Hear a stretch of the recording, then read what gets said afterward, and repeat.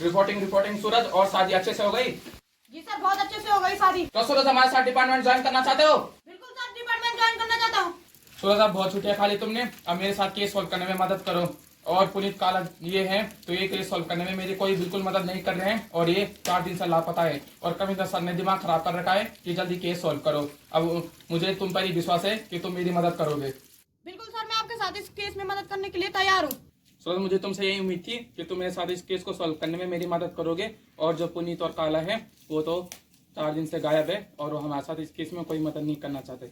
नहीं सर, मुझे काला का फोन आया था, उसने बताया मैं सर को मिलने आ रहा हूँ अभी। अपुनीत का मुझे कुछ पता नहीं है। तो हाँ सर, आपने कहा था क्या केस सॉल्व। चलो सूरज, मैं तुम्हें बैठ के बताता हूँ। सूरज तुम शादी में गए थे ना, और पुनीत और काला तो तुम्हें पता ही है कि हमारे साथ डिपार्टमेंट ज्वाइन नहीं करना चाहते हो, हमारे साथ कोई काम नहीं करना चाहते, तो वो भी नहीं थे। और तुम तो शादी में गए थे ना, तो मैं यहाँ पे अकेला था पुलिस स्टेशन में, और तब मुझे कमिश्नर सर का फोन आया कि तुम टंडल गाँव जाओ, वहाँ पे जरा छानबीन करो, क्या पता तुम्हें वहाँ पे कोई कुछ क्लू मिल जाए। तो मैं वहाँ पे गया, तो मुझे 2 लड़कियां मिली वहाँ पे, वो अपनी गाय चरा रही थी। तब मैंने उनसे पूछा कि तुम्हारा नाम क्या है, तो उन दोनों का नाम महक और प्रियंका था। तो मैंने उनसे पूछा कि रंगू के बारे में कुछ जानते हो, तो उन्होंने बताया कि रंगू हमारे रिश्ते में चाचा लगता था, और वो खूब शराब पीता था और ड्रग्स भी लेता था। तो उन्होंने यही बताया। और हाँ सूरज, उन्होंने ये भी बताया कि वो एक होटल में काम करता था, उस होटल का नाम नटे होटल था, और वहाँ पे वो वेटर का काम करता था। और उन्होंने ये भी बताया कि वो हम एक बार उसके घर पे गए थे ना रंगू के, उन्होंने कहा कि हम उनके घर पे गए थे रंगू के, तो उन्होंने कहा कि उसकी माँ की बहुत तबीयत खराब है। तो सूरज तुम कल सुबह ही काम करना, तुम उसके घर पे जाना रंगू के, और वहाँ पे उसकी माँ की तबीयत पूछ आना, और क्या पता उन्हें अपने बेटे के बारे में कुछ पता हो तो उनसे पूछ आना, ठीक है? जी सर। सूरज तुम ये काम करना, कल सुबह रंगू के घर पे जाना, और जो रंगू की माँ है उनसे पूछ आना कि उनकी तबीयत कैसी है। और तुम थोड़ा बहुत रंगू के बारे में भी पूछ लेना उनसे कि रंगू किन के साथ रहता था, उसके दोस्तों के नाम, ठीक है? पूछ लेना। और आ गए तुम काला, इन दिनों से कहाँ थे? सर मेरी तबीयत खराब हो रही थी, मैं घर पे था। अच्छा घर पे था, तो एक एप्लीकेशन नहीं भेज सकते कि सर मेरी तबीयत खराब थी? कहाँ थे इतने दिन से? 1 हफ्ते से तुम्हारी तबीयत खराब ही थी, हो सर। क्यों नहीं आए डिपार्टमेंट में? वैसे ही क्यों नहीं आए डिपार्टमेंट में? तो वैसे सूरज शादी में गया तो उसने एप्लीकेशन भेजी ना कि सर मैं शादी में जा रहा हूँ, तुमने क्यों नहीं भेजी? सर वैसे ही क्यों? तबीयत खराब हो रही थी। तो तबीयत खराब हो रही थी तो मुझे इन्फॉर्म कर देते, फोन कर देते मेरे लिए, और एक अर्जी तो भेज सकते थे ना कि सर मेरी तबीयत खराब है। सूरज ने भी भेजी ना जब वो शादी में गया था। जी सर। तो तुम्हें याद क्यों नहीं आया? सर वैसे तुम्हें पता भी है जब तुम 1 हफ्ते से घर पे थे, जब तुम्हारी तबीयत खराब थी, तो तुम्हें पता भी है केस को कैसे सोल्व किया मैंने? वो तो मैं ही जानता हूँ मैंने कैसे किया होगा इस केस को सोल्व। आधा तो मैंने इस केस को सोल्व कर ही दिया है, और सर ने मुझे हिंट दी कि तुम डडल गांव जाओ और वहां छानबीन करो, और मुझे वहां पे 2 क्लू मिल गए हैं। और तुम एक काम करना, तुम दोनों के दोनों कल सुबह वहां पे चला जाना, ठीक है? और मैंने सूरज को बता दिया, वो बाकी तुम्हें बता देगा। सर मैं और सूरज सर कल सुबह चले जाएंगे। और हाँ काला और सूरज, कान खोल के मेरी बात सुनो, और जो तुमने जितनी भी छुट्टियां खा ली वो छोड़ो, और आज से तुमने छुट्टियां करी तो देखना ना। और काला हाँ, तुम ध्यान से मेरी बात सुनो, अगर आज से तुमने छुट्टियां करी और मुझे नहीं बताया तब देखना मैं तुम्हारे साथ क्या करता हूँ, ठीक है? और कमिश्नर साहब ने मेरा दिमाग खराब कर रखा है कि जल्दी से जल्दी केस को सॉल्व करो, नहीं तो मैं केस को किसी और में सौंप दूंगा। और कमिश्नर साहब के पास भी प्रेशर बन रहा है ऊपर से कि कमिश्नर साहब तुम अपने पद पे बैठे हो, क्या कर रहे हो तुम्हारे पास कैसे ऑफिसर है जो केस को सॉल्व नहीं कर पा रहे हैं, तो ठीक है उनके पास भी प्रेशर बन रहा है। हम भी क्या बोल सकते हैं, हम भी उनकी बुराई कर रहे हैं कि वो हम उनका प्रेशर हमारे पास बन रहा है, पर वो भी हमारे भले के बारे में सोच रहे हैं, और उनके पास भी प्रेशर बन रहा है कि जल्दी से केस को सॉल्व करो। और ठीक है, और तुम दोनों कल डंडल गाँव के लिए निकल जाना, और उन दोनों लड़कियों से पूछ लेना कि तुमने और कुछ पूछ लेना उनसे कि रंगू के बारे में, ठीक है? और उसके बाद रंगू के घर पे भी जाना, और उसकी माँ की तबीयत पूछ लेना कि उनकी तबीयत कैसी है, और उसके बाद उनसे पूछना कि उनका बेटा रंगू किसके साथ घूमता था, किन के साथ रहता था, उनके दोस्तों के नंबर और पूरी डिटेल कल तक मेरे पास आ जानी चाहिए, ठीक है? जी सर। और उसके बाद मुझसे आके मिलना, ठीक है? जी सर। एक काम करता हूँ, कमिश्नर सर को फ़ोन करता हूँ और उन्हें बता देता हूँ कि काला और सूरज डिपार्टमेंट उन्होंने ज्वाइन कर लिया है, तो उन्हें बता देता हूँ, क्या बोलते हैं?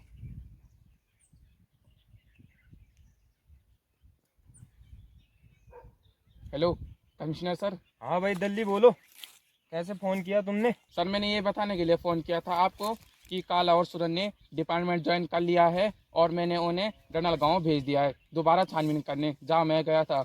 और सर मैंने आपको इसलिए फ़ोन किया कि आप काला का क्या करें, बताओ सर, उसका क्या करें। अच्छा दल्ली आ गए हैं वो।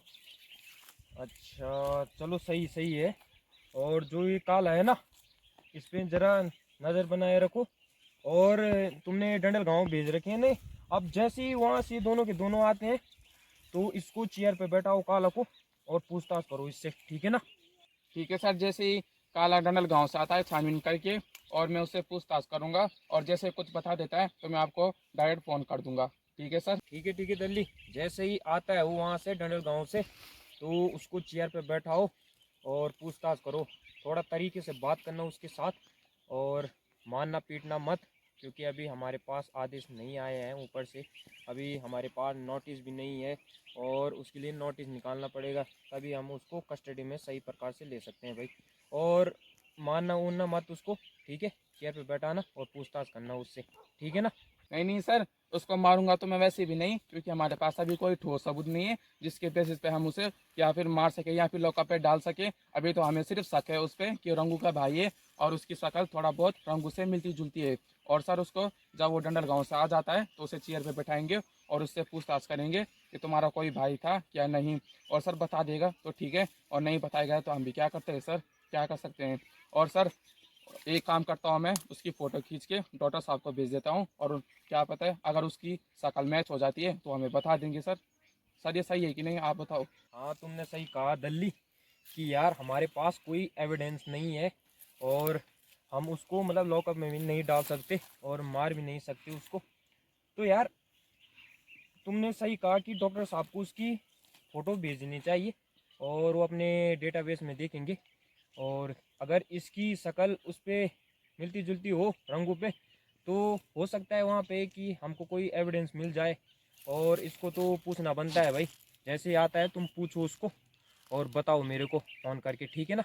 ठीक है सर, जैसे ही काला डनल गांव से आता है और वहाँ की कोई इन्फॉर्मेशन लाता है और मुझे बताता है, तो उसके बाद सर मैं उससे छानबीन करूँगा और उससे पूछताछ करूँगा कि कुछ बता देता हो रंगू के बारे में या फिर अपने बारे में कि उसका भाई था कि या नहीं। और सर फिर मैं क्या करता हूँ, और उसके बाद मैं उसकी फ़ोटो डॉक्टर साहब को भेज देता हूँ, और वो अपने पब्लिक डाटा बेस में चेक करेंगे कि ये कौन है और ये कहाँ से आया और किस गाँव का रहने वाला है। ठीक है सर। और उसके बाद मैं हवलदारों की फ़ाइल चेक करूँगा, और उसमें काले की भी फाइल होगी, और मुझे कुछ पता चलता है कि वो कौन है और उसका सही नाम, क्या पता सर उसका नाम भी गलत हो, हमें कुछ गलत बताया हो उसने, और मैं उसका सर सही नाम भी चेक करता हूँ, सब कुछ देखता हूँ, और कुछ पता चलता है तो मैं आपको इन्फॉर्म कर दूंगा। हाँ दलित, सही कहा तुमने कि जो उसका नाम है वो फर्जी भी हो सकता है भाई, फर्जी डॉक्यूमेंट भी हो सकते हैं उसके। और यार पता लगा उसके बारे में, इंक्वायरी बैठाओ और पता करो यार ये जो काला है ना, ये कहाँ से आया है और कहाँ का रहने वाला है। क्योंकि यार डॉक्यूमेंट आजकल ना फर्जी भी बन जाते हैं, तुम्हें तो पता ही होगा भाई। तो हमारे ये डिपार्टमेंट में होता क्या है कि जब कोई डिपार्टमेंट ज्वाइन करता है ना, नया नया हवलदार पुलिस वाला जो होता है, वो जो डिपार्टमेंट ज्वाइन करता है ना, तो यार हम तो खाली उसके डॉक्यूमेंट वही देखते हैं। उसकी 10 की सर्टिफिकेट हो गई, 12, और जो उसने एग्ज़ाम दिया उसमें उसका रिजल्ट देखते हैं, ठीक है, कितने नंबर हैं क्या है। तो यही देखते हैं यार, हम ज़्यादा इंक्वायरी भी नहीं बैठाते। हमें पता है यार घुस जाते हैं आजकल डिपार्टमेंट में भी। तो हो सकता है क्या पता इसने जो कागज़ है ना उसमें गलत नाम चढ़ा है वो, और कुछ तो छिपा रहा है ये। अगर ये कुछ छिपा रहा है तो हम भी इंक्वायरी बैठाएंगे, ठीक है। और ऐसे में हमको पता चलेगा कि ये कौन है, इसके बैकग्राउंड तक जाते हैं और पीछे क्या किया है इसने, कौन था ये, तो पीछे तक जाते हैं भाई और इंक्वायरी बैठाओ भाई, ठीक है ना। सर आपने बिल्कुल ठीक कहा, इंक्वायरी तो सर बैठानी होगी। सर जैसे ये काला काम कर रहा है वैसे तो हमें सर इंक्वायरी तो बैठानी पड़ेगी, जैसे इसके काम है सर तो इंक्वायरी तो बिल्कुल बैठानी पड़ेगी सर। और सर आपको तो पता ही है ये काला कैसा है, आज रास्ते तक जाता है और इंक्वायरी करता नहीं कुछ और आ जाता है कि सर मुझे कुछ पता नहीं चला। और सर इस पहली बात तो इसकी ऐसी खासियत है, इसमें ऐसी गंदी आदत है सर, पहले तो इसको लोगों से ढंग से बात करना नहीं आता सर, ढंग से छानबीन करनी नहीं आती सर। इससे अच्छा तो सूरज ये जो कुछ ना कुछ तो सबूत लाता है सर। और सर आज के बाद हमें जब भी किसी का ट्रांसफ़र हमारे डिपार्टमेंट में होता है, हमें पहले उसके डॉक्यूमेंट्स ढंग से चेक करना होगा, और सर उसके बैकग्राउंड के बारे में पूरा छानबीन करनी होगी। उसके बाद सर उनको डिपार्टमेंट में रखना होगा, नहीं तो सर काला जैसे कितने भी लोग आ जाते हैं हमारे डिपार्टमेंट में आ गए तो सर ऐसे थोड़ा रख देंगे उनको, काला जैसे लोगों को थोड़ा रख देंगे सर। और सर पुनीत को देख लीजिए, आज आज उसको 10 दिन हो चुके हैं, अभी तक नहीं आया वो डिपार्टमेंट में।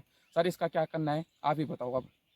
हाँ भाई दिल्ली इंक्वायरी तो बैठानी पड़ेगी यार, क्योंकि हमारे डिपार्टमेंट में कोई भी ऐसे ही घुसा चला आ रहा है, और इंक्वायरी तो बैठानी पड़ेगी। और जैसे ही काला आता है ना डंडल गांव से, उससे पूछताछ करो, बैठाओ उसको चेयर पे और अच्छे से छानबीन करो, पूछताछ करो, और क्या बताता है मेरे को इन्फॉर्म करो भाई, फ़ोन करके बताओ, ठीक है ना।